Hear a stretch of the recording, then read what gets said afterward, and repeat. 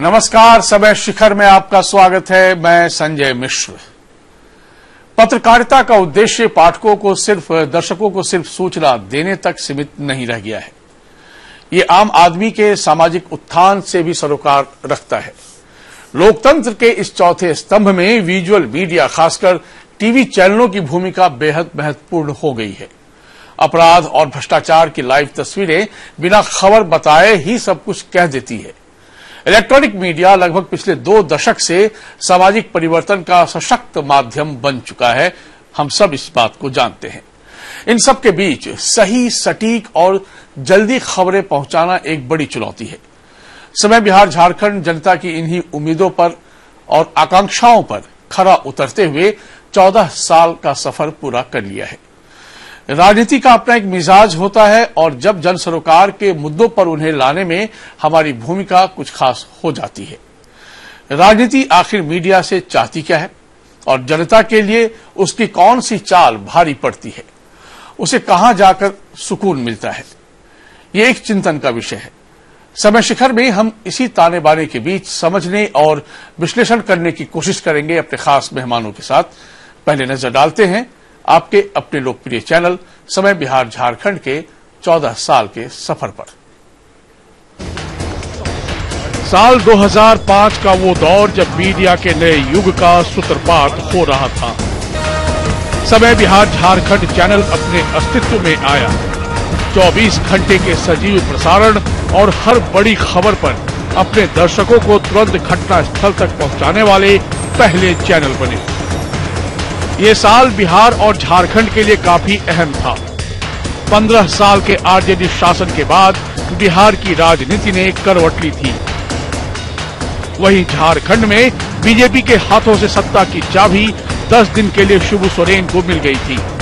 Cricket के राजकुमार विश्व cricket में अपने नाम का डंका बजा रहे थे। तेजी से भागती दुनिया में लोगों की सब कुछ जल्दी जान लेने की हसरत को हमने साकार करने का बीड़ा उठाया। उसी बुलंद नींव पर बनी हमारी इमारत अब 14 साल की हो चुकी है। नए लुक, नए तेवर और नए अंदाज में ये सफर आज भी जारी है। चैनल की शुरुआत के साथ ही सहारा समय बिहार झारखंड चैनल ने लोगों की पसंद को खास ध्यान रखा। हर खबर पर निष्पक्ष और निडर होकर जनता तक सच की आवाज पहुंचाई। रात 9:30 बजे समय विशेष में हमने रोजमर्रा की खबरों से आगे जाकर किसी विषय की गहन पड़ताल करते और सच्चाई से रूबरू कराया। अपराध की घटनाओं का नियमित बुलेटिन हथकड़ी हो या फिर सावधान या हेलो डॉक्टर जैसे जागरूकता गांव-गांव तक हमने पहुंचाई। अंधविश्वास, मिथकीय कहानियों और ऐतिहासिक धरोहरों से रूबरू कराता हमारा कार्यक्रम रहस्य रोमांच आज भी अनुकरणीय बना हुआ है। कार्यक्रम संगनी के जरिए महिलाओं को मंच दिया, जहां सिर्फ और सिर्फ महिलाएं चर्चा करती रही। एंटरटेनमेंट में दर्शकों की हमेशा दिलचस्पी रहती है। यही सोचकर मिर्ची और भोजपुर टॉकीज की शुरुआत हुई। उसे भी दर्शकों का भरपूर प्यार मिला। छोटी छोटी खबरों को भी हमने समय शहर में समेटने की कोशिश की। प्राइम टाइम में बिग न्यूज के जरिए हमने आवाज उठाई। हमने अपने कार्यक्रमों के जरिए आस्था का रंग भी परोसा। 2008 की बात करें, जहां बिहार में आई बाढ़ की आपदा के समय हम मुसीबत में पड़ी जनता की आवाज बनकर उभरे। इसी बाढ़ के समय साथी हाथ बढ़ाना नाम से कार्यक्रमों की श्रृंखला चलाई। इसके जरिए बड़े पैमाने पर जरूरतमंदों को मदद पहुंचाया जा सका। उस वक्त हमने अपने चैनल को 3 महीने तक आपदा और उससे संबंधित खबरों के लिए समर्पित कर दिया था। नतीजा भी सामने आया। भारत सरकार ने राष्ट्रीय आपदा घोषित की। हमने पत्रकारिता के मूल धर्म को निभाया। खास कार्यक्रम समय शिखर के जरिए जन जन की आवाज को सरकार के सामने उठाया। खास मुलाकात नाम के कार्यक्रम में हमने बिहार झारखंड की प्रसिद्ध हस्तियों से दर्शकों के लिए सीधा संवाद किया। ये कार्यक्रम अत्यंत लोकप्रिय है और आज भी जारी है। हमारी कोशिश सिर्फ खबर दिखाना नहीं, हम सतत रूप से लगातार इसमें लगे रहें कि गुणवत्तापूर्ण खबरों के साथ आम आदमी के लिए उपयोगी खबरें प्रसारित कर सकें। बिना किसी राग अनुराग और देश के साथ हम दर्शकों से जुड़े हुए हैं। लोकतंत्र के चौथे स्तंभ के रूप में हम जनता के सरोकार से जुड़े मुद्दों पर अपनी पकड़ बनाए हुए हैं और इसे जारी रखेंगे। हमारा वादा है कि जिस तरह दर्शकों का हमें प्यार मिला, हमारी खबरों पर भरोसा करते हुए लंबे समय तक नंबर 1 के शिखर पर बनाए रखा, उस विश्वास को हम और मजबूत करेंगे। पूरी गरिमा के साथ मीडिया के कर्तव्य का निर्वहन करेंगे। बहुत सारी बातें हैं। दरअसल ये 14 साल का सफर बहुत सारे आयामों को छूता है और बहुत सारी अपनी चिंतन धारा को आगे भी बढ़ाता है। बहरहाल हम अपने खास मेहमानों से आपका परिचय करा दें। प्रोफेसर रामानुज प्रसाद, आप आरजेडी के वरिष्ठ नेता हैं, प्रवक्ता हैं, आपका बहुत स्वागत है। प्रोफेसर नवल किशोर यादव, आप बीजेपी के वरिष्ठ नेता हैं, आधिकारिक प्रवक्ता है, आपका बहुत स्वागत है। प्रोफेसर रणवीर नंदन, आप जेडीयू के नेता हैं, आपका बहुत स्वागत है। और रांची स्टूडियो में विनोद पांडे, आप जेएमएम के वरिष्ठ नेता हैं, आपका बहुत स्वागत है। नवल जी, ये 14 साल का जो सफर है ना, लगता है जैसे मानो कि कल की बात थी। 2005 में जब समय बिहार झारखंड में अपना कर्तव्य निभाने का प्रयास आरंभ किया, मालूम भी नहीं चला 14 साल कैसे गुजर गया। राजनीति से हम समझना चाहते हैं अपने इस 14 साल के सफर को। देखिए, सबसे पहले आपके सहारा टीवी के, सहारा चैनल के तमाम साथियों को मैं बधाई देता हूं कि आज आप जैसे लोगों के वजह से प्रखर तरीके से आपने जनता के सवालों को बिहार के जनमानस के सामने परोसते हुए आज 14वां साल कहें या 14वां सामन कहें, ये 14 वर्ष अब ये एडल्ट के तरफ बढ़ रहा है। अभी इसका बचपना से थोड़ा हम आगे बढ़े थे। और उन तारीखों में एक बात जो आपने अभी प्रोफाइल में कहा कि निर्भीक होकर किसी बातों को, छोटे समाचार को भी और बड़े समाचार को हम कलेक्ट करके जनता के सामने परोसते हैं, ये बहुत अच्छी बात कही आपने। आपने सचमुच में वही बात कहा जो आप करते हैं।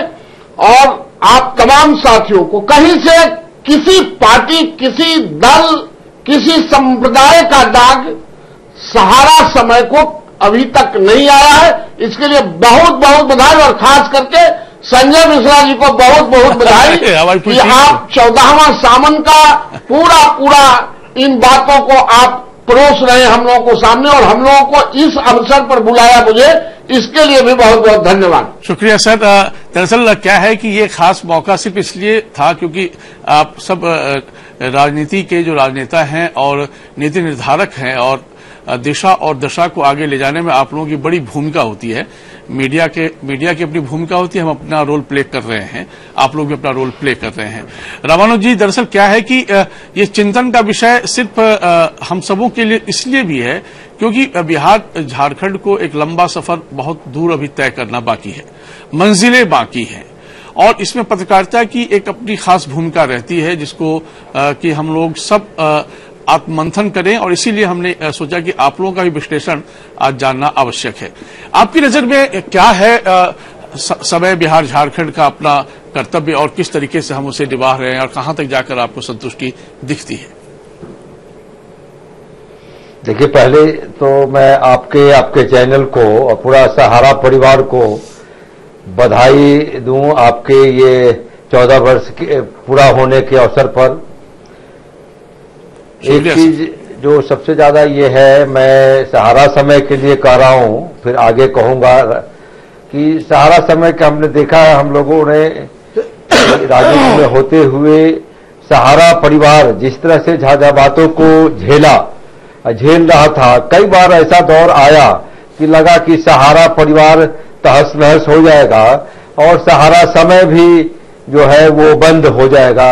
ऐसे जो प्रकरण हुए, अब उसमें उसके पृष्ठभूमि में चाहे बातें और कारण और कारक जो भी हो, लेकिन इस जजाबात में को झेल करके सहारा परिवार के लोगों ने जो बनाए रखा अपनी पहचान, और फिर आप मजबूती से खड़े हो रहे हैं, इसके लिए आपको और आपके पूरे सहारा परिवार को धन्यवाद बधाई देते हुए मैं ये कहना चाहता हूं कि एक चीज जो जग जाहिर है, न सिर्फ अपने देश, हमारा ये राज्य बिहार और झारखंड, बल्कि देश और दुनिया में जो पत्रकारिता के सामने जो सवाल खड़े हैं या पत्रकारिता पर जो सवाल खड़े हुए हैं, ये एक अहम सवाल है कि साहब लोकतंत्र में, जमहूरियत में या किसी भी तंत्र को बढ़ाने में जो काइंड्स ऑफ गवर्नमेंट्स है, हमारा एडॉप्टेशन चाहे जिस टाइप ऑफ गवर्नमेंट का है, लेकिन दुनिया में जितनी प्रकार की सरकारें चल रही हैं, उन सरकारों को मांझने, बढ़ाने, परिमार्जित करने का भूमिका हुआ करता है पत्रकारिता का। और उसमें जो आपने कहा जिम्मेवारी के साथ और पत्रकारिता धर्म को निभाते हुए पत्रकारिता करने का जो सवाल है, उसके लिए मैं बात को आगे बढ़ाते हुए कहना चाहूंगा, आज ही मैं एक प्रसंग पढ़ रहा था जी, मार्कंडे काकजू जी का वो ये है, और सिकरी जो हमारे जस्टिस अभी हैं, जिन्होंने सीबीसी के और ये क्या कहते सीबीआई के प्रकरण में देश में जो घटना घटी है, और उसमें जो वो एक सदस्य हुआ करते थे वो ये समिति में, और उनके आयु कैसे आया और उन्होंने क्या कहा था, इस पर एक छपा हुआ है मार्कंडे काकजू जी का बयान। और जो सवाल खड़े हुए हैं, उन्होंने कहा, जैसे कहा हमने इस तरह से नहीं कहा था, और आए दिन जो हम लोग देख रहे हैं, ठीक सर, आज दिन देख रहे हैं कि न सिर्फ हमारे राज्य बिहार झारखंड में बल्कि देश में जो हो रहा है। मैं एक और उदाहरण देना चाहूंगा कि जिस दिन डिबेट हो रहे थे, हम आज किसी पार्टिकुलर इशू पे हम बात नहीं करने जा रहे हैं रामानुज जी। दरअसल क्या है कि ये मौका नहीं पार्टिकुलर नहीं पार्टिकुलर इसी पर नहीं करा मैं, आपने कहा पत्रकारिता धर्म जी, पत्रकारिता धर्म पर आ रहे हैं कि आप देश के या दुनिया के लोकतंत्र के या किसी भी तरह के तंत्र के लिए अगर कोई टॉर्च का काम करता है तो वो पत्रकारिता करता है, जर्नलिज्म करता है। Thank you sir. किस तरह के टॉर्च लेके चल रहे हैं उस पर हो सकता है कि अलग अलग उस पर स्टिकर लगे हो लाल पीले हरे का, लेकिन आपने कहा पत्रकारिता धर्म, और आपने अपने 14 साल बेमिसाल के अवसर पर ये अगर आपने गोष्ठी कह लीजिए, वार्ता कह लीजिए, डिबेट कह लीजिए, डिस्कशन कह लीजिए, अपने आज हम डिबेट नहीं करेंगे, आज हम सिर्फ आप लोगों को महसूस करेंगे। बधाई लीजिए, बधाई है आपको। थैंक यू सर, बधाई है आपको। प्रोफेसर रणवीर नंदन जी, पहले राजीव रंजन जी आपका बहुत स्वागत है, आप कांग्रेस के वरिष्ठ नेता हैं रांची स्टूडियो में। धन्यवाद जी। प्रोफेसर रणवीर नंदन जी, चूंकि अब 14 साल से आपकी सत्ता चल रही है, और 2005 में जब एनडीए शासनकाल की शुरुआत हुई थी, उसका गवाह रहा था, ये पहला हमारा क्षेत्रीय न्यूज चैनल था जो 24 घंटे का था बिहार झारखंड के लिए, और तब से कॉन्टिन्यूटी में हमारा अपना कर्तव्य चल रहा है, और आप लोग भी अभी तक आप लोग सत्ता में अपना है। क्या लगता है कि मीडिया में जो चीजें चल रही हैं, जो चीजें आप देखना चाहते हैं, अपने नजरिए को थोड़ा किनारे करके भी राज्य हित में यदि हम जानना चाहें तो प्रोफेसर रणवीर एक बुद्धिजीवी नेता किस तरह से देखना चाहेगा? सबसे पहले मैं सहारा समय को बहुत बहुत बधाई देना चाहता हूं कि 14 साल बेमिसाल आपने जनता के सामने जो प्रदर्शन किया है वो जनता ने उसे आत्मसात किया, और आज जो विषय है उसमें मुझे लगता है कि पत्रकारिता और राजनीति जी, ये दो विषयों के बीच आज ये चर्चा है। और मेरा मानना है कि पत्रकारिता और राजनीति में एक अनुनाश्रय संबंध है। पत्रकारिता संभावनाएं बताती है जी, और राजनीति उसे पूरा करती है। हमें लगता है कि मोटा मोटी जो हमारी समझ है जी, तो हमने भी देखा है कि पत्रकारिता, जब हम कंस्ट्रक्टिव डिबेट की ओर चलते हैं तो पत्रकारिता जहां जहां संभावनाएं बताती है, राजनीति की मौजूदगी हो जाती है उसे पूरा करना। और इन 14 सालों में सहारा समय ने जैसी जैसी संभावनाएं बताई, जैसे जैसे आपने जो न्यूज पेश किया, तो राजनीति ने भी उसे आत्मसात करके उसे पूरा किया है। इसलिए मेरा मानना है कि पत्रकारिता और राजनीति का जो संबंध है जी, उसी संबंध के आधार पर एक अच्छी शासन व्यवस्था दी जाती है। और समय समय पर इसके उदाहरण भी हैं और बहुत ऐसे राजनेता हुए हैं जिन्होंने राजनीति पत्रकारिता के बाद राजनीति प्रारंभ की। और उसके मूल में सबसे पहले हमको लगता है कि अटल जी का नाम हम जरूर लेना चाहेंगे कि जब अटल जी पहले पत्रकार थे, बाद में कुछ ऐसे कारण हो गए कि वो राजनीति में चले आए। गणेश शंकर विद्यार्थी जी पत्रकार थे, आप उनकी महानता के बारे में आप जानते हैं। अभी हमारे राज्यसभा में जो डिप्टी चेयरमैन हैं मानवर हरिवंश जी, पहले वो पत्रकार थे और राजनीति के शिखर पर हैं।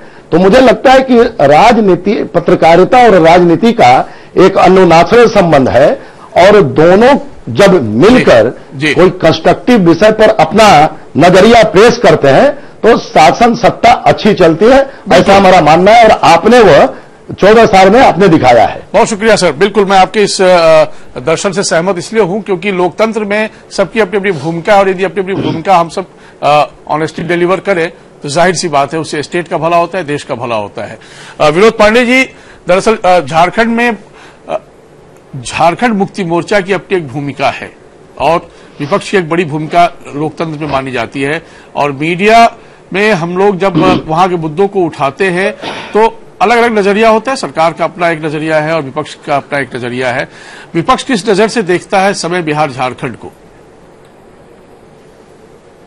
देखिए संजय जी, सबसे पहले तो मैं आपको और पूरे समय झारखंड बिहार की टीम को बधाई देना चाहूंगा कि आपने बहुत ही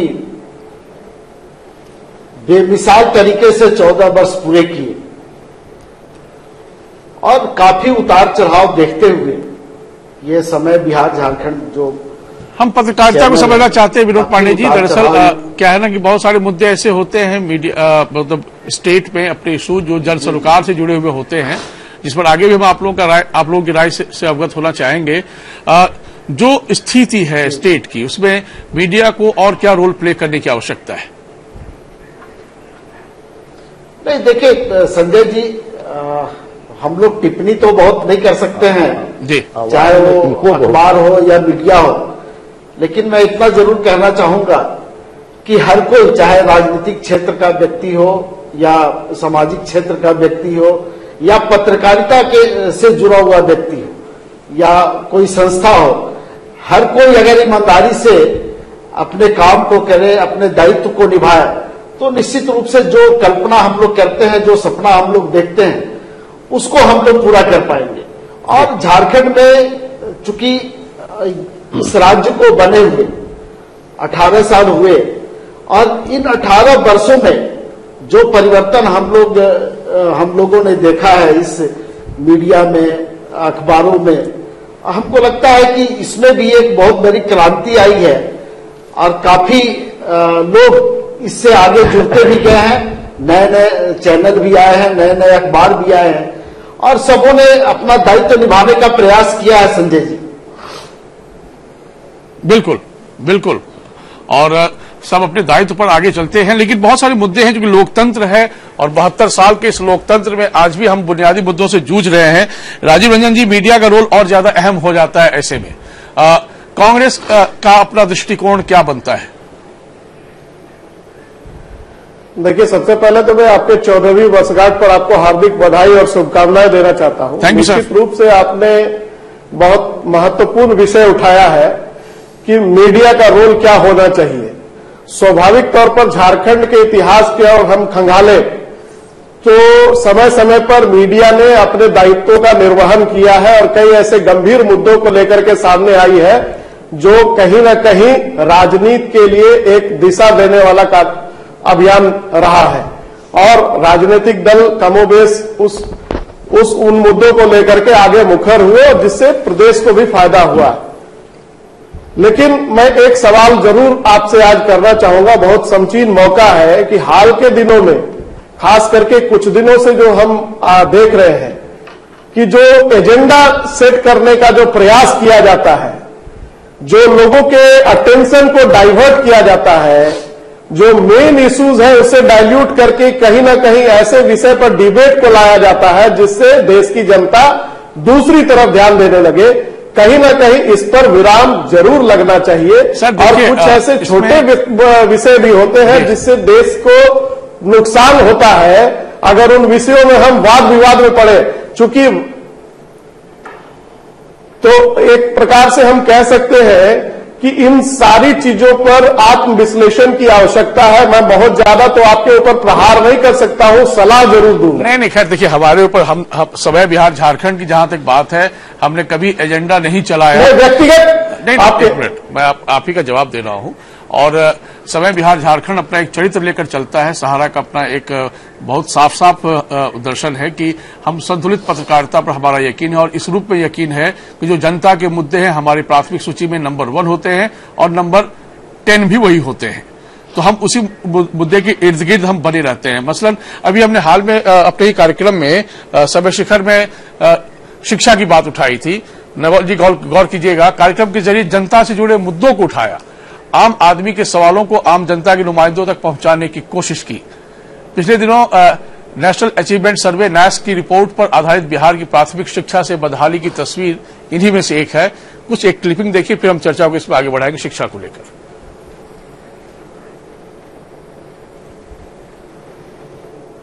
स्कूलों में छात्रों के लिए स्वच्छ पेयजल, शौचालय और बैठने के लिए डेस्क बेंच की बात तो छोड़िए जनाब, कई स्कूलों में तो अपनी बिल्डिंग और जमीन तक नहीं है। रिपोर्ट कह रहा है, हम नहीं कह रहे हैं। नेशनल अचीवमेंट सर्वे की रिपोर्ट में बहुत सारे खुलासे हुए हैं। उनमें से ये चिंताजनक है। नौनिहालों की जो स्थिति है स्कूलों में, सरकारी विद्यालयों में, वो थोड़ा परेशान करती है। क्यों? देखिए संजय जी, पिछले 10 साल में जिस तरह से बिल्डिंग की बात आप कर रहे हैं, या पानी पीने की समस्या की बात कर रहे हैं, या शौचालय की बात कर रहे हैं, पिछले 10 साल के अंदर हर पंचायत में प्राइमरी स्कूल, शायद ही कोई स्कूल इस तरह के होते होंगे, हम इससे बिनाई नहीं करते हैं। ऐसा नहीं है कि हम नहीं मान रहे इस चीज को। जिस प्रकार से यहाँ के बच्चों को आगे बढ़ाने के लिए हम लोगों ने जो स्कूल मर्ज किया, उसकी शिक्षा की क्वालिटी देने, ये जो पीढ़ियां हमारी तैयार हो रही है बिहार में, वो बहुत कुछ अच्छा मैसेज नहीं दे रही है जहां पर स्थिति अच्छी नहीं है। हमारा कंसंट्रेशन सिर्फ इन्हीं मुद्दों के इर्द गिर्द ज्यादा रहता है, और हमारी कोशिश भी रहती है कि एजेंडा वो हो जो स्टेट का अपना है। एजुकेशन एक बहुत बड़ा एजेंडा है, बहुत इशू है, बहुत बड़ा इशू है, और इसको लेकर राजनीति को बहुत दूर अभी काम करना बाकी है। क्या आपको लगता नहीं कि ऐसे मुद्दों को प्राथमिकता देने की आवश्यकता है राजनीति को भी? आपसे है, कहाँ पता? हाँ, आप ही से है क्या? नवल जी, आप ही से सवाल है। हमसे? जी, हमसे पूछ रहे हैं? जी, आप ही से पूछ रहा हूं मैं। जरा सा एक बार फिर रिपीट कर दे, आवाज मिला नहीं था पूरी तरह। कोई बात नहीं, मैं आपको रिपीट कर देता हूं, इसमें कोई दिक्कत नहीं है। अभी हमने पिछले दिनों एक मुद्दा उठाया था एजुकेशन को लेकर, क्योंकि आप सब प्रोफेसर हैं और बहुत करीब से तमाम चीजों को जीते हैं, महसूस करते हैं। क्या आपको लगता है नहीं कि बिहार झारखंड जैसे स्टेट में एजुकेशन राजनीति के लिए एक बड़ा मुद्दा होना चाहिए, क्वालिटी एजुकेशन, और उसको लेकर और जिस तरह से बच्चे परेशान हैं, नैस की जो रिपोर्ट कहती है बिहार झारखंड के लिए बहुत सुखद संदेश तो नहीं देती है वो? नहीं, मैं आपको धन्यवाद देता हूं। और वो जब चला रहे थे तो मैं बिहार से बाहर था, लेकिन मैं जो आजकल जियो टीवी आ गया है, तो मुझे यहां से गया कि आप स्कूलों पर चला रहे हैं, तो आपके लाइव को भी मैं देख रहा था। सर थैंक यू, मैं उसके लिए धन्यवाद देता हूं। हालांकि जो उन्होंने ओपिनियन लाया था स्कूलों के बारे में, जो सर्वे किया था जी, वो उनका सर्वे बहुत हल्का था। आपने उसको चर्चा करके भारी बना दिया। वो उन्होंने एक भी सर्वे में, वो 15,000 शिक्षकों का सर्वे था, स्कूलों का सर्वे नहीं था। कुछ स्कूलों का तो बाइट आपने ले लिया, उनको पुष्ट कर दिया। जो लोग सर्वे करने जाएं, वो पूरे 10 लाख लोगों में 15,000 शिक्षकों को, विद्यार्थियों को सर्वे करना है, प्राइमरी और मिडिल स्कूल को लेकर करना है। नहीं दरअसल क्या है ना, हम उस इसी को मैंने देखा था जी, और मुझे लगा कि उनको जो सर्वे करने जाते हैं उनको भी यह पता होना चाहिए कि समंदर के किनारे खड़ा होने से समंदर की गहराई नहीं आंकी जा सकती, उसके लिए बीच में जाना पड़ता है। नवल जी, सिर्फ कागजी काम ऊपर से करके चले आते हैं। नवल जी क्या, मैं उस पर अब नहीं जाना चाहता। मैं यह एक बात अभी जो तमाम लोगों का आया, देखिए अभी जो कह रहे हैं कि मीडिया एक ट्रेंड सेट करता है, नहीं मैं इसको नहीं मानता हूं, गलतफहमी है। मीडिया तो हूबहू शाश्वत समाज के उन तथ्यों को जो लोग समझते हैं, कह नहीं पाते हैं, चौक चौराहे पर चर्चा करते हैं, उसको आप फ्लोर पर ला देते हैं। आपको ट्रेंड सेट करने से क्या लेना देना है? और जिस दिन मीडिया जो चैनल ट्रेंड सेट करने लगता है, वह जनता के नजर से भी, और भी बहुत सारे चैनल हैं जो उनको लोग देख रहे हैं। हम लोग तो घरों में रहते हैं, अगर किसी चैनल को लगाया और घर में उसको पसंद पड़ा, नहीं फल्ला पार्टी का इसको हटाओ, वो कम से कम कैटेगरी में आपका चैनल नहीं है। और मीडिया का काम ट्रेंड सेट करना नहीं है, वो बहुत शाश्वत, जिसे एजुकेशन के मामले में कहा, एजुकेशन मुद्दा कभी नहीं हो सकता है संजय जी, क्योंकि जो राजनीति करने वाले लोग हैं अब वो कोई कमजोर घराने से नहीं रह गए हैं। राजनीति करने वाले एक विधायक, सांसद, किसी के बच्चे सरकारी स्कूलों में नहीं पढ़ते हैं। इस देश के नौकरशाहों के बच्चे सरकारी स्कूलों में नहीं पढ़ते हैं। इसलिए जहां उनको जरूरत नहीं है, हमको टॉफी खिला के ही फुसला लेना है बच्चों को, हमको गरीबों के गरीबी के बारे में चर्चा करके वोट ले लेना है, तो कभी भी शिक्षा इस देश का मुद्दा नहीं बन सकता है। वरना देश, आप तो शिक्षा पर बहस कराते हैं तो मुझे अच्छा लगता है। जिस दिन सारे लोगों के बच्चे बोलेंगे, भाषण देंगे, कहेंगे क्या टीचर को एबीसीडी नहीं आता, अरे भाई तुम स्कूल में जाते ही नहीं हो, तुम स्कूल में तुम्हारा बच्चा पढ़ता ही नहीं है, तुम कभी जानते नहीं हो, और जिस बच्चे को पढ़ा रहा है उन बच्चों को भी आप मनोवैज्ञानिक तरीके से बताना चाहते हैं कि ये स्कूल से पढ़ के आया इसलिए कमजोर है, ये एक साजिश है। नवल जी, इस पर बहुत चिंतन की जरूरत है। हाँ, वही कह रहा हूँ, चिंतन करने के लिए हम आज बैठे हुए आप लोग नहीं बनने देंगे। सर क्या है ना, आप लोगों के साथ जब चर्चा कर रहा हूँ, चिंतन के ही अर्थ में कर रहा हूँ, ना ही किसी पार्टी के अर्थ में आप लोगों को याद किया इस रूप में, क्योंकि हम सब उस स्टेट को रिप्रेजेंट कर रहे हैं, हम सब। और जब हम सब रिप्रेजेंट, वही बात कर रहा हूँ संजय जी, बिल्कुल जो शाश्वत है, मैं पार्टी से लिंक होकर शिक्षा में बात नहीं कर रहा हूँ। मैं आपकी भावना से सहमत हूँ, लेकिन प्रोफेसर रणवीर नंदन, मैं भी विधायक हूँ 25 साल से, मैं अपने को कहाँ छोड़ा है। हाँ नहीं, बात सही है। रणवीर नंदन जी, क्या चूंकि जनता वोट देती है, जनता सरकार को चुनती है, और सरकार जनता के जरिए ही बनती है, ठीक। और स्टेट के लिए, बिहार झारखंड जैसे एक पिछड़े राज्य के लिए शिक्षा एक बुनियादी मुद्दा है, लेकिन वो कभी बुनियाद में उस तरीके से मुद्दा बन नहीं पाता है। बावजूद इसके एक समय के बाद जैसे कि बजट भी बहुत ज्यादा आने लगा है, बड़ी अच्छी बात है, लेकिन जो मिसिंग है वो ये है कि जो गुणवत्तापूर्ण शिक्षा है, ये एक इशू मैं इसलिए बात कर रहा हूं क्योंकि इस इशू के जरिए आप स्टेट को बहुत आगे ले आ सकते हैं। जो समाज शिक्षित होगा वही समाज आगे बढ़ता है। आप लोग स्वयं बुद्धिजीवी हैं, इसलिए आप लोगों से ये सवाल मैंने रखा है, क्या लगता है आपको? देखिए, आपने शिक्षा विषय पर कुछ शुरुआत की है जी, तो बड़ी अच्छी बात है, लेकिन हमें लगता है कि दो परिस्थिति होती है, एक कंस्ट्रक्टिव और एक डिस्ट्रक्टिव। तो we must discuss about the constructive activities. Obviously ठीक है, किसी ने रिपोर्ट दे दिया, नमल भाई ठीक कह रहे थे कि समुद्र के किनारे खड़े होने से लहर, नहीं मेरी बात पहले सुन लीजिए आप, मैं आ रहा हूं, उसी पर आ रहा हूं कि कोई एक रिपोर्ट आती है और नवल भाई ने ठीक कहा कि समुद्र के किनारे बैठ के लहर गिरने से ये समुद्र में कितना पानी है उसकी गहराई के बारे में हम पता नहीं लगा सकते। मैं एक एग्जाम्पल देना चाहता हूं। आपने रिपोर्ट दे दी, क्या किसी रिपोर्ट ने कहा कि आज 9वीं क्लास में लगभग 10 लाख लड़कियां बिहार में पढ़ रही है? ये तो किसी ने नहीं कहा। तो सबसे पहले जो हमारा कंस्ट्रक्टिव एस्पेक्ट है, मीडिया की रिस्पॉन्सिबिलिटी है कि जो हमारा कंस्ट्रक्टिव है, जो पॉजिटिव है, उसको पहले हम सामने लाएं और फिर नेगेटिव जो है उसको भी हम सामने लाएं। देखिए, नेगेटिव कुछ नहीं होता है सर, क्या है ना, पहले नहीं सुनिए ना, पहले सुन लीजिए आप। मैं आप ही से रूबरू हूं। मैंने शुरू में प्रारंभ में कहा सर, क्या है ना, मैं आप ही से रूबरू हूं, मैं आप ही से इसका जवाब भी लूंगा। नेगेटिव और पॉजिटिव के रूप में इसको देखने से बेहतर यह है कि हम हकीकत के रूप में भी देखें। आपने जो कहा, यह बात सही है कि यदि 100% ऐसी आप मेरी बात सुनिए ना। हाँ, नहीं, मैं दूसरी बात कहना चाह रहा हूं। अच्छा, तो थोड़ा मेरी बात सुनिए। जी जी, पूरा कीजिए। ऐसा है कि मैंने प्रारंभ में आपको कहा कि पत्रकारिता संभावनाएं बनाती है और राजनीति उसे पूरा करती है, मैंने पहले कहा था। जी बिल्कुल। तो यदि पत्रकारिता कोई पॉजिटिव चीज बोलती है तो उसका एक असर पड़ता है, निगेटिव चीज बोलती है उसका असर पड़ता है। तो बिहार में शिक्षा व्यवस्था, यदि किसी संस्था ने आकर कोई सर्वे कर दिया तो यह सत्य नहीं है। उसको बिहार में जो शिक्षा व्यवस्था पहले थी, बिहार आज क्या है? Bihar is the heart of the India. आप if you see the map of the India, where Bihar is situated, Bihar वहां है जहां पर जो हृदय जो है शरीर में रहता है। तो हृदय मजबूत होगा तो शरीर मजबूत होगा।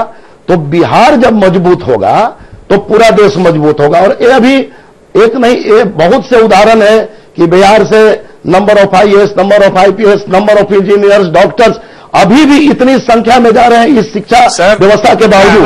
इसका मतलब है कि यहाँ कुछ पढ़ाई है। तो मेरे कहने का मतलब यह है कि जब आप 14 साल की बात आप कर रहे हैं, शिक्षा की बात कर रहे हैं, तो जो जो काम हुए शिक्षा के क्षेत्र में आपको उनको डिस्कस करना चाहिए, पॉजिटिव एस्पेक्ट को लाना चाहिए। उसके बाद आप निगेटिव एस्पेक्ट को लाकर कोई दिक्कत नहीं है। मैं आपसे आंशिक रूप से सहमत हूं, लेकिन जो चीजें अच्छी हैं वो तो अच्छी हैं ही, लेकिन जो चीजें रह जाती है ना, उसको उस पर ज्यादा गौर करने की आवश्यकता रहती है। नहीं, अच्छी बातों की चर्चा भी होनी चाहिए, मेरे कहने का मतलब है। पूरी दुनिया जानती है कि बिहार से चर्चा भी होनी चाहिए। बिहार के स्टूडेंट या बिहार से एक ब्यूरोक्रेट बाहर निकले, एक से एक इंजीनियर बाहर निकले हैं, एक से एक डॉक्टर बाहर निकले हैं, और एक से एक मकाम भी हासिल किया है। ये हमें अलग से बताने की जरूरत नहीं है, बीइंग अ बिहारी अपने ही चैनल को, क्योंकि हम लोग सब इसी स्टेट को रिप्रेजेंट करते हैं और हम सब जानते हैं उसके बारे में। लेकिन मीडिया में भी एक से एक निकले, मीडिया में भी देश भर में मीडिया में भी बहुत परचम लहराया है और केंद्रीय आज आप तो सामने ही हैं। तो इसीलिए मैं कह रहा हूं कि पॉजिटिव जो रिपोर्ट है वह डिस्कशन होना चाहिए, और आगे बाद जो कमी है उसकी डिस्कशन होनी चाहिए। रामानुज जी को भी जोड़ना जरूरी है, क्योंकि बहुत उनके पास भी एक अपना लंबा अनुभव है, और जहां चीजें छूट जाती हैं वहीं पर भूमिका हर किसी की शुरू होती है। जहां जो चीजें पूर्ण हो गई उसको हम एक दूसरे को बार बार एंडोर्स नहीं कर सकते, और करने की आवश्यकता भी नहीं है, क्योंकि we all know each and everything. तो रामानुज जी, दरअसल शिक्षा की बात हमने सिर्फ इसलिए कही क्योंकि उसमें भी बहुत कुछ काम और भी बहुत रह गया। ये सत्ता भी मानती है, विपक्ष भी मानता है, लेकिन राजनीति है इस पर आती नहीं है। क्यों? देखिए, राजनीति आती से अभी आपने देख लिया उदाहरण कि हम राजनीतिज्ञों का क्या फितरत में है। अभी वो भाई जो झारखंड के साथी बैठे हैं, उन्होंने यूं ही मीडिया के स्वरूप पर चर्चा करते हुए कह दिया कि ये लगे चोर के दाढ़ी में तिनका दाढ़ी खजवाने लगे। इन्होंने कहा एजेंडा तय नहीं करता। तो ये कह रहे हैं कि नहीं, समुद्र के किनारे, पूरे समुद्र में घूम के अब पानी नहीं देखा जाता है, नापा जाता है किनारे में, कहीं एक ही जगह गेज लगा। अरे मेरी बात सुनिए ना, लेट मी फिनिश, मैं नहीं बोल रहा था। और वो मैं कहना चाहता हूं कि वो भाई अपनी बात रख रहे थे, दाढ़ी ये खुजलाने लगे।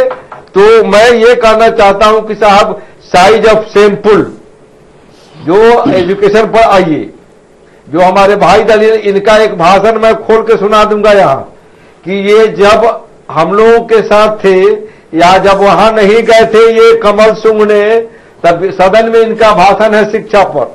और रणबीर भाई अभी हमारे अभी रिसेंट भाषण हमारा सुना दीजिए, रिसेंट भाषण। आप लोग शिक्षा की बात करते हैं तो हमको हंसी आती है। जिसका नेता 7वां पास हो वो शिक्षा की बात करता है। संजय जी, आप क्या इनसे सवाल रखिए, मारपीट का सवाल रखिए, बताएंगे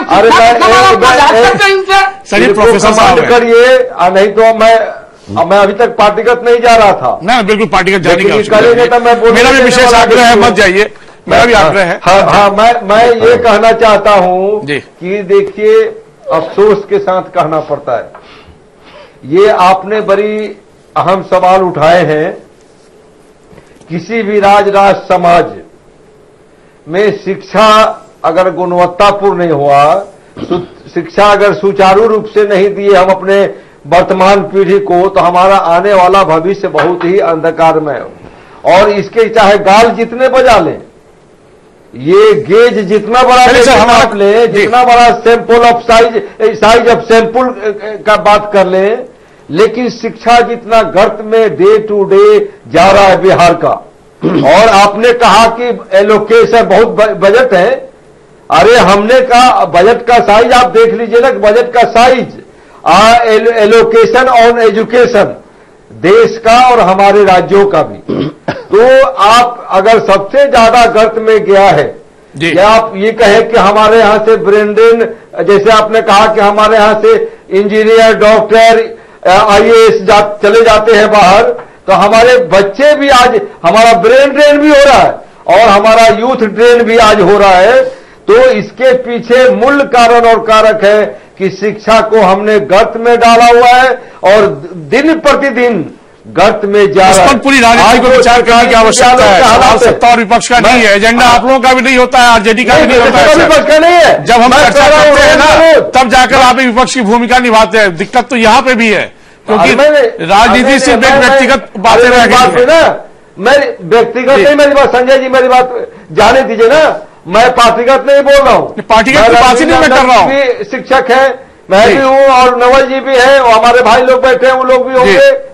मैं कह रहा हूं कि पार्टीगत चर्चा ये लोग ले गए, मैं ये कह रहा हूं, ये नहीं कह रहा कि हमारा पार्टीगत चर्चा नहीं कर रहे हम लोग, लेकिन दिन प्रतिदिन जो स्थिति नाजुक हो रही है शिक्षा का, और उसमें अगर हम दलील दें कि वो साइज ऑफ सैंपल अप्रोप्रिएट नहीं था, आप किसी भी जगह को ले लीजिए, या सभी सरकार, मैं आपको रोक रहा हूं, मेरा इशू आज वो है नहीं, दरअसल इसको टच कर रहे थे कि ये सब इश्यूज हैं बिहार के लिए। मैं आपको रोक रहा हूं।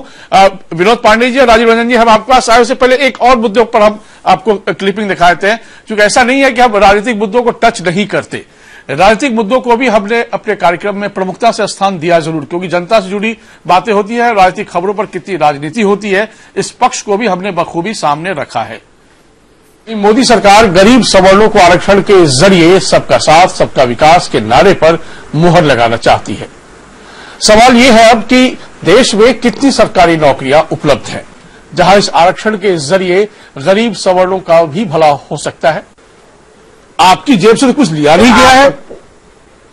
नहीं, आपत्ति इसलिए है कि जब आप संविधान का छेड़छाड़ कीजिएगा और आप जो है ओबीसी के लोगों को जो है, आपको लग रहा है ओबीसी का आरक्षण नहीं, आरक्षण छेड़छाड़ है। जिस देश में हर साल 81 लाख नौकरियों की दरकार हो, 1,86,00,000 करीब अनुमानित बेरोजगार है इस देश में। मैं नहीं कह रहा हूं, ये बाकायदा आपको centre for monitoring Indian economy, जिसकी रिपोर्ट पर मुहर लगाई है, जो सरकार ने जवाब दिया था और जिसको स्रोत के रूप में लिया गया विश्व बैंक, अंतर्राष्ट्रीय श्रम संगठन, CMIE, जिसका हमने जिक्र किया, और वित्त मंत्रालय ने, उसके हवाले से सारे आंकड़े और बेहद चिंतनीय है।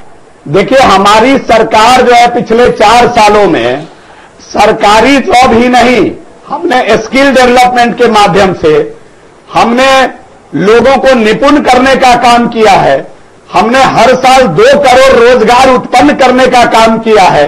और आज देश के अंदर अगर लोगों को रोजगार मिली है, की बात हो रही है, देश का GDP 7% से ऊपर चल रहा है। कर रहा मैं बहुत सारी बातें हैं। हमने इसी मंच से ऐसे मुद्दों को उठाया जो सरकार की आंख खोलती है, यानी कि ODF फ्री झारखंड की जब हम बात करते हैं, वो क्लिपिंग भी आप देख लीजिए, फिर हम चर्चा को आगे बढ़ाते हैं। झारखंड को खुले में शौच से मुक्त घोषित कर दिया गया है। अमीर राज्य की गरीब जनता के लिए रघुवर सरकार का ये बड़ा तोहफा माना जाना चाहिए। जो खुले में शौच से मुक्ति का दावा सरकार ने कल किया है, क्या आपको लगता है कि वो सब सही है दावे? बिल्कुल सही है।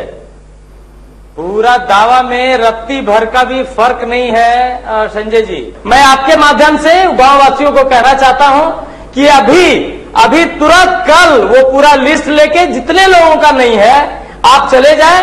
मैं अभी आपके चैनल के बाद मैं मेयर आशा लकड़ा जी और डिप्टी मेयर से दोनों से बात करके और उनको तुरंत 2-3 दिन में ही कार्रवाई करके उनका पूरा का पूरा शौचालय बनवाने का ये मैं जिम्मेवारी लेता हूं। सवाल सिर्फ इतना सा है कि सरकार के अच्छे इरादे के बावजूद जो जो लोग संबंधित अधिकारी या पार्षद या जो भी हैं इसके लिए जिम्मेवार, वो कहीं न कहीं लापरवाह ज्यादा हैं और रॉन्ग स्क्रिप्ट लिखकर दे रहे हैं दीनदयाल जी। न तो कोई अधिकारी इस बात का श्रेय ले रहा है कि हमने ओडीएफ फ्री कर दिया। मंच से माननीय मुख्यमंत्री ने राज्य की जनता के सामने और उसके पहले 4-5 दिनों से लगातार विज्ञापन आ रहे थे। आज तो मैं एक अखबार में पढ़ रहा था कि 15 अगस्त 2015 को ही ओडीएफ हो गया था, लेकिन अभी घोषणा हो रही है। ऐसे बहुत सारे मुद्दे हैं जो आए दिन हम लोग उठाते रहते हैं और यहीं पे बड़ा सवाल ये होता है राजीव रंजन जी, जब फाइलें कुछ कहती हैं और जमीनी हकीकत कुछ कहती हैं तो फिर वहां पर चिंता थोड़ी गहरा जाती है। राजनीति को या सरकार को इस दिशा पर भी गौर करने की आवश्यकता है। क्या एक राजनीतिक दल होने के नाते आप लोगों को लगता नहीं कि राजनीति की दिशा थोड़ी सी बदलने की आवश्यकता है? क्योंकि अच्छी बात अच्छी ही होती है, लेकिन जब उसे आप जानने की कोशिश करते हैं और जब वहां कमजोर दीवारें दिखती हैं तो फिर लगता है कि इन दरकती हुई दीवारों के बीच हम किसका गुणगान करें। हम ऐसे मुद्दों को छूना चाहते हैं क्योंकि वो राज्य का मुद्दा होता है। क्या कहेंगे? नहीं, बिल्कुल ठीक। और सहारा समय झारखंड बिहार ने लगातार इस प्रयास में अपने आप को सिद्ध किया है। आपने जिन 2 विषयों को दिखाने का काम किया, ओडीएफ का और जो एक और मुद्दा था सवर्णों के आरक्षण को लेकर के, और मैं आपको याद दिला दूं कि आपने एक गंभीर चर्चा की थी जिस प्रकार से एक नए एएसपी के द्वारा एक ट्रकों की खेप को जो पकड़ा गया था जी बिल्कुल बोकारो में, वो भी एक गंभीर मुद्दा था, क्योंकि राज्य के संसाधन को लूटने का जो एक कुचक्र लगातार चला जा रहा था। किसी ने इन बुनियादी मुद्दों की चर्चा नहीं की थी, लेकिन सहारा समय ने इस पर चर्चा कराई। इसके लिए आपका साधुवाद। और निश्चित रूप से आज जिस प्रकार से श्रेय लेने की जो होड़ चल पड़ी है, कहीं न कहीं आपका नजरिया बिल्कुल वाजिब है और राज्य हित और देश हित में है। और हम सलाम करते हैं आपके इस जज्बे को कि आपने बुनियादी मुद्दों को छूने का प्रयास किया है। नहीं तो जो खेल चल रहा है वो किसी से छुपा नहीं है। खास करके रैंकिंग और ग्रेडेशन का जो सवाल बार बार आता है और जो इवेंट मैनेजमेंट के तर्ज पर जिस प्रकार से पता नहीं कहां से कोशिश करेगी सर। देखिए क्या है ना, जिसकी भी सरकार होती है वो यदि अच्छा काम कर रही है, उनके पास यदि फीडबैक होता है कि हाँ हमने इस क्षेत्र में अच्छा काम किया है तो श्रेय लेना भी चाहिए। क्योंकि यदि आप गलत काम पर जब सवाल उठते हैं तो अच्छे काम का श्रेय भी लेने का उनको पूरा हक है, चाहे जिनकी भी सरकार रहे, जब भी रहे। तो लगता नहीं विनोद पांडे जी आपको किस डायरेक्शन में थोड़ा सा और एक कुछ जैसे कि मोडस ऑपरेंडी सरकार का होता है, वहां पर कुछ मॉनिटरिंग सेल कुछ पुख्ता तरीके से काम करे ताकि सही बात सही तरीके से फाइलों में आए? देखिए संजय जी, नीतियां बनती है लेकिन नियत स्पष्ट नहीं होती है।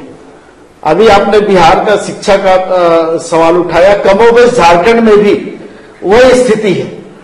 मैंने अभी आपके स्क्रीन पर भी देखा कि इस राज्य को ओडीएफ घोषित कर दिया गया।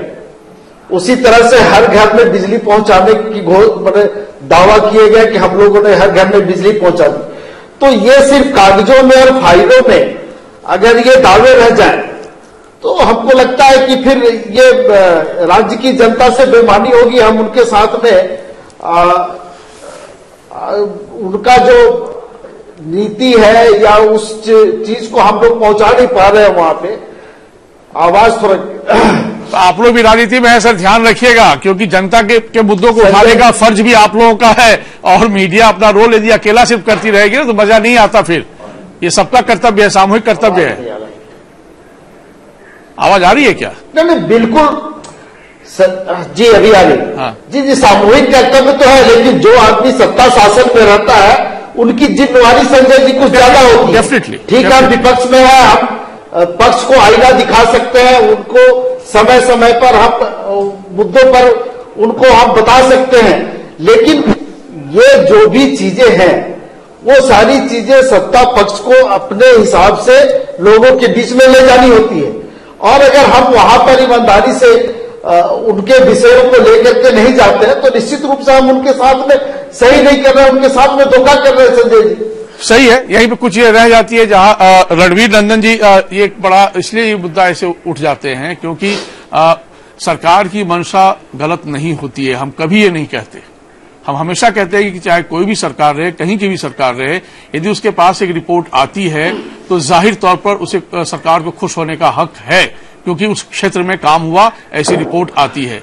लेकिन जब आप रियलिटी चेक करते हैं सर उसी रिपोर्ट को, और तब जाकर यदि हाथ में निराशा लगती है, तो फिर उसके बाद फिर सवाल उठता है, और यहीं पे मीडिया की भूमिका भी शुरू होनी चाहिए कि नहीं होनी चाहिए? नहीं, आपने बड़ा अच्छा प्रश्न किया है जी, और ये स्वाभाविक प्रश्न है। और ये भी आपने कहा कि फाइलों पर सही चित्रण होना चाहिए। हम कोई काम करते हैं तो वो करेक्ट इंफॉर्मेशन फाइल में होना चाहिए जी, क्योंकि यदि करेक्ट इंफॉर्मेशन फाइल में नहीं होगा तो वहां शक की गुंजाइश हो जाती है। और निश्चित रूप से मीडिया को भी अधिकार है उन सारी बातों को जानने का और जनता के बीच उसे पहुंचाने का। जी बिल्कुल। लेकिन जब शिक्षा की बात एक हो रही थी यहां पर, वो पासिंग रेफरेंस, तो मैं थोड़ा ऐड कर देना चाहता हूं। नहीं, शिक्षा का मुद्दा नहीं है हमारे यहाँ, आज हम उस पर चर्चा नहीं कर रहे। पासिंग रेफरेंस में जी, अच्छा बोल लीजिए आप। आपने जो चर्चा की, मैं उसमें ऐड करना चाहता हूं जी जी कि मीडिया की भी भूमिका होती है कि जितनी सरकार ने जितना भी सार्थक काम किया, सरकार सार्थक काम करती है, जो काम किया उसको लाए। जैसे अब बिहार में शिक्षा की बात हो रही थी, 1 मिनट में मैं बता देना चाहता हूं कि स्टूडेंट क्रेडिट कार्ड इंट्रोड्यूस हुआ बिहार में, चाणक्य लॉ यूनिवर्सिटी आ गई, चंद्रगुप्त इंस्टीट्यूट ऑफ मैनेजमेंट हो गया, हम लोगों ने 3 नई यूनिवर्सिटी आ गई, और आर्यभट्ट नॉलेज यूनिवर्सिटी। बात सुनिए, तो जब इतनी व्यवस्था जब यहाँ पर हो गई तो निश्चित रूप से ये शिक्षा की बेहतरी हुई, तो इसको मीडिया को रखना चाहिए। नंबर 1, जब ऐसी व्यवस्था होती है उस समय जब खबर होती है हम उसको भी रखते हैं, लेकिन जो बड़ी खबर वो होती है जो व्यवस्था नहीं हो पाई है उसकी बात नहीं कर रहा हूं। मैं ये नहीं कह रहा हूं कि आप नहीं रखते हैं, मैं ये कह रहा हूं कि इन बातों को प्राथमिकता में मीडिया को रखना चाहिए। लेकिन साथ ही साथ आपने जो कहा कि मीडिया का क्या रोल होना चाहिए, तो मैं आपको रिपीट करता हूं कि मीडिया जो है वो प्राथमिकताएं बनाती है, पॉसिबिलिटी बनाती है, और राजनीति उसे पूरा करती है। तो आप जो भी पॉजिटिव पॉसिबिलिटी बनाएंगे, राजनीति को उसे पूरा करने में बाध्य होना पड़ेगा, और यह जो प्रक्रिया रहेगी तभी कोई शासन जो है सार्थक हो सकता है। जी नवल जी, मैं आपके पास आऊं, रमानाथ जी आपके पास आऊं। उससे पहले एक और, जब हम इंटरव्यू करते हैं खास मेहमानों का अपने साप्ताहिक कार्यक्रम समय बिहार झारखंड के साप्ताहिक कार्यक्रम खास मुलाकात के जरिए, हमने जनता के नुमाइंदों से जनता के सवाल पर ज्यादा गौर फरमाए और उसी से जुड़े हुए सवाल हमने ज्यादा पूछे और जवाब भी हमको मिलता रहा। सरकार की बहुत सारी योजनाएं चलती हैं, बहुत सारी बातें आती हैं। आपने मंत्रालय का नाम भी बदल दिया, विभाग का, खासकर कृषि मंत्रालय था पहले, इसमें आपने किसान को भी जोड़ा है। तो ये जो आपने चरित्र परिवर्तन किया है, दरअसल कितना इसका सही मायने में लाभ किसानों को मिल पाएगा और कृषि के क्षेत्र में हम कितना उसको लाभान्वित कर पाएंगे? सरकार ने प्रधानमंत्री जी के नेतृत्व में जो सबसे पहले प्रतिबद्धता जताई फार्मर्स वेलफेयर और उनकी आमदनी दुगुनी करना। सरकार इतना काम कर रही है, भारत सरकार केंद्र में और बीजेपी के अपने या जहां भी सहयोगी दलों के साथ आप सरकार में हैं, आप लोग कहते हैं कि गुड गवर्नेंस आपका एजेंडा है। तो सर, चुनाव के मौसम में अचानक मंदिर मुद्दा क्यों उठता है इतना? और विपक्ष कहता है कि बीजेपी को चुनाव देखते ही, सामने आते ही राम याद आ जाते हैं। ये राम जो है, इसके संबंध में भारतीय जनता पार्टी की जो प्रतिबद्धता है और देशवासियों का बहुत साफ है। ये कोई चुनावी मुद्दा नहीं है, ये तो सवाल है आस्था का। एक योजना अभी हाल में आप लोगों ने शुरुआत की, आयुष्मान भारत योजना। लक्ष्य अच्छा है, पर आपके विरोधी दलों को इस पर संदेह है। मुझे लगता है कि दुनिया में किसी को कहने का सब कुछ अधिकार है या तो कुछ अधिकार नहीं है, और उनको मालूम नहीं, जो लोग ये कहते हैं विरोधी दल के लोग, आज सारे विरोधी दल के राज्य आयुष्मान भारत के साथ लगभग आ गए हैं। बिहार के लिए कुछ आप एक स्वास्थ्य मंत्री होने के नाते कुछ खास कर पाए या कुछ कहीं मलाल रह गया कि हम ये करना चाहते थे नहीं कर पाए? देखिए, मैंने स्वास्थ्य मंत्री के नाते बिहार में बहुत कुछ किया, और जो मेरा एक थीम था बिहार में, चिकित्सक आपके द्वार, तभी होगा बिहार का उद्धार। और उसी थीम के साथ मैं जब भारत का स्वास्थ्य राज्य मंत्री बना, आज से कुछ महीनों पहले, 1 साल पहले, तो हमने उसी थीम को अपने वरिष्ठ सहयोगी मित्र को भी मैंने कहा, और आज वो थीम आगे बढ़ रहा है कॉलेज, ताकि डॉक्टरों की संख्या बढ़े। आजीवन कांग्रेस के खिलाफ आप राजनीति करते रहे। इस दौरान ये दुनिया जानती है आप समाजवादी पृष्ठभूमि से हैं और तमाम मौके पर आप बेबाकी से हर बयान भी देते रहे, लेकिन इस बार आप कांग्रेस के मुख्य सलाहकार बने हुए हैं, ऐसा लोगों का कहना है। नहीं, मैं मुझे एक मुद्दे पर खड़ा हुआ हूं। आपके साथ कुछ लोग जुड़े हुए हैं, कम से कम 3 या 4 सीट तो आपको देना नहीं, नहीं, वो सीटों की गिनती मत करिए आप, वहां कोई गड़बड़ नहीं होने वाली है। वहां भी जो 2/3 जनता के साथ 11 करोड़ लोगों के साथ जो एक तरह से वादा खिलाफी हुई है, उस वादा खिलाफी सब महत्वपूर्ण मुद्दा होगा। समय बिहार झारखंड सवाल तो पूछता रहेगा नवल जी, और जवाब तो आप लोगों को देना ही होगा।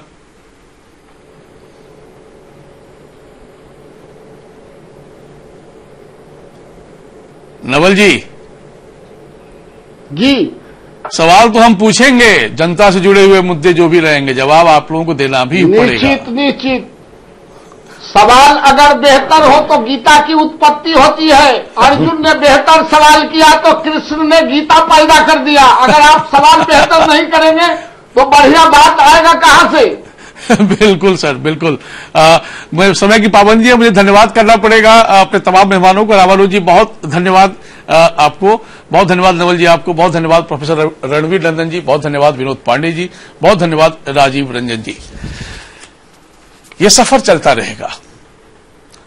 जब असहिष्णुता की बात आती है तो उसमें उस पर भी गौर करने की जरूरत है कि सहिष्णु होने के लिए भी बहुत सारी शर्तें होती हैं, जिसे लोकतंत्र में सबको निभाने की आवश्यकता है।